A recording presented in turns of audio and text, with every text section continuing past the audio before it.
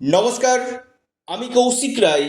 সকল দর্শক বন্ধুকে আন্তরিক অভিনন্দন, শুভেচ্ছা জানাই।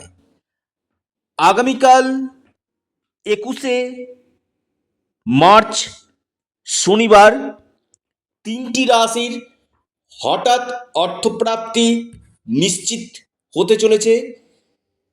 আগামীকাল রয়েছে দ্বিতীয়া তিথি, নক্ষত্র রয়েছে রেবতী নক্ষত্র এবং রাহুকাল দেখা যাচ্ছে আগামীকাল সকাল 9টা থেকে 10টা 30 মিনিট পর্যন্ত রাহুকাল রয়েছে।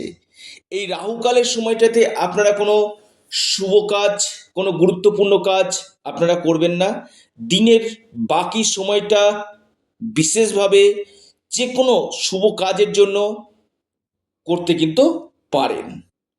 অর্থাৎ রাহুকালটাতে কোনো ইনভেস্টমেন্ট বা শুভ যাত্রা আপনারা করবেন না। দেখুন, আমি নিয়মিত অর্থপ্রাপ্তির উপর আপনাদেরকে ভিডিও নিয়ে আনি এবং যে যে রাশিগুলোর ক্ষেত্রে আকস্মিক অর্থপ্রাপ্তির যোগ আমি দেখতে পাই, সেই রাশিগুলোর নাম আপনার সামনে তুলে ধরি।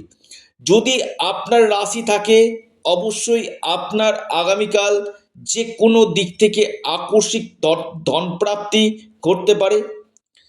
কারণ কলিযুগের যে গ্রহটা আপনাকে হঠাৎ কোটিপতি করতে পারে সেটা হচ্ছে একমাত্র রাহু। এই রাহু যদি আপনার জন্মকুণ্ডলিতে শুভভাবে অবস্থান করে এবং আপনার যদি ডিগ্রিগত দিক থেকে এবং নক্ষত্র ওয়াইজ রাহু যদি আপনার শুভ হয়, আপনার যে কোনো দিক থেকে আগামীকাল আকস্মিক অর্থপ্রাপ্তি কিন্তু ঘটবে। বারবার আমি একটা কথা বলি যে আপনারা যারা ভিডিওটি শুনছেন না, মোটো স্কিপ করে আপনারা দেখবেন না। দেখা যাচ্ছে আপনার 1-2 নাম্বারের জন্য বড় অর্থপ্রাপ্তিতে বাধা আসছে, সেখানে আপনারা অবশ্যই রাহু রক্ষা কবচ অথবা পাওয়ার কবচ আপনারা পরিধান করুন। নিশ্চিত রূপে আপনাদের এই অর্থপ্রাপ্তির সম্ভাবনাটা কিন্তু বৃদ্ধি করবে। কারণ এই রাহু এমন একটা গ্রহ যেটা আপনাকে রাতারাতি কোটিপতি করতে পারে। রাহু কলিযুগে আকস্মিক অর্থপ্রাপ্তির মুখ্য কারক গ্রহ।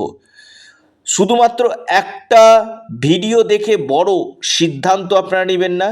আপনাদের ক্ষেত্রে দেখুন যে গোল্ডেন টাইম কখন রয়েছে, আপনাদের অর্থপ্রাপ্তির যোগ কোন বছর রয়েছে। কারণ প্রত্যেকের ক্ষেত্রে কিন্তু একটা করে গোল্ডেন টাইম কিন্তু থাকে, অর্থাৎ দেখবেন 2 বছর বা 5 বছর দেখবেন একটা ভালো সময় ছিল। এই সময়টাকে যদি আপনারা সঠিকভাবে জানতে পারেন এবং যে গ্রহগুলো আপনার ক্ষেত্রে বাধা সৃষ্টি করছে তার রেমিডি যদি আপনারা করতে পারেন, আপনাদের নিশ্চিত রূপে অর্থপ্রাপ্তি 100% ঘটবেই ঘটবে। আমি দায়িত্ব নিয়ে বললাম।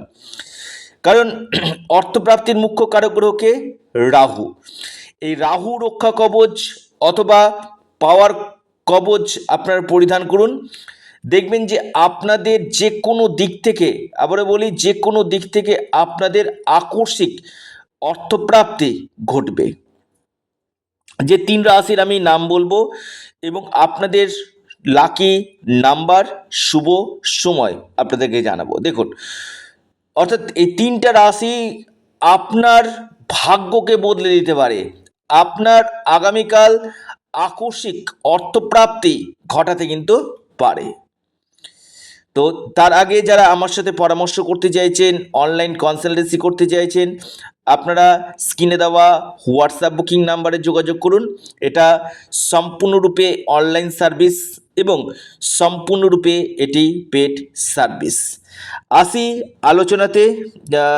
3টি রাশির নাম। প্রথম, আগামীকালের জন্য যে রাশি মকর রাশির আগামীকাল হঠাৎ প্রাপ্তি ঘটতে চলেছে। মকর রাশির ভাগ্য বদলাতে চলেছে। যে কোনো দিক থেকে আপনাদের ধন প্রাপ্তির প্রবল সম্ভাবনা আমি দেখতে পাচ্ছি।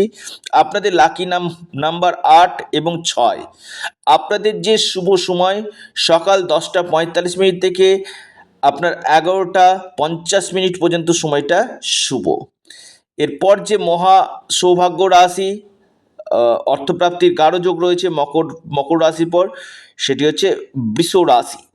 বৃষ রাশির আগামীকাল হঠাৎ কপাল খুলতে পারে। বৃষ রাশির আকস্মিক ধনপ্রাপ্তি ঘটতে পারে। আপনাদের লাকি নাম্বার সেটা হচ্ছে 1 এবং 6।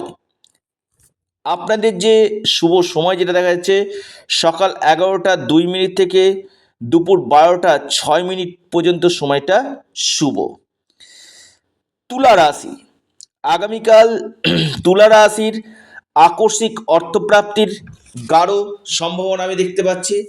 যে কোনো দিক থেকে আপনাদের অর্থপ্রাপ্তি ঘটতে পারে। আপনাদের লাকি নাম্বার 8 এবং 5।